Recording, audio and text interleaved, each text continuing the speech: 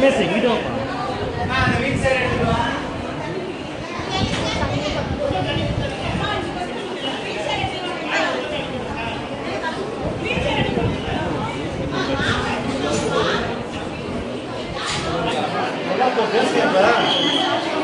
காலில் தான் அடிபட்டு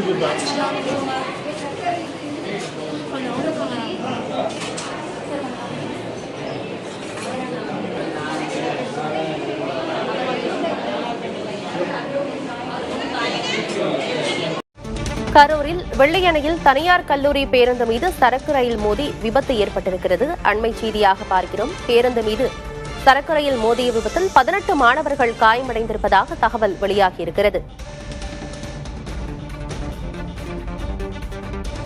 கரூர் மாவட்டத்தில் வெள்ளையணையில் தனியார் கல்லூரி பேருந்து மீது சரக்கு ரயில் மோதி விபத்து ஏற்பட்டிருக்கிறது. விபத்து நடந்தது எப்படி என்பது குறித்து ரயில்வே காவல்துறையினர் ஒருபுறம் விசாரணையை தீவிரப்படுத்தியிருக்கிறார்கள். பேருந்து மீது சரக்கு ரயில் மோதிய விபத்தில் 18 மாணவர்கள் காயமடைந்துள்ளனர். அவர்கள் மீட்கப்பட்டு மருத்துவமனையில் அனுமதிக்கப்பட்டுள்ளனர்.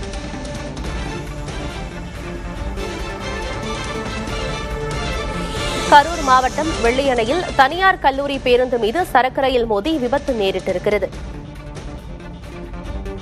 விவரங்களோடு செய்தியாளர் கண்ணன் இணைந்திருக்கிறார். கண்ணன், முதற்கட்ட விவரம் என்ன? 18 மாணவர்கள் மட்டும்தான் பேருந்துல இருந்தாங்களா? அனைவரும் பத்திரமா இருக்காங்களா? இப்ப ஆனந்தி, கரூர் உள்ள தனியார் கல்லூரி மாணவர்கள் வகுப்பு முடித்து தங்கள் ஊரில் சென்று கொண்டிருந்தனர்.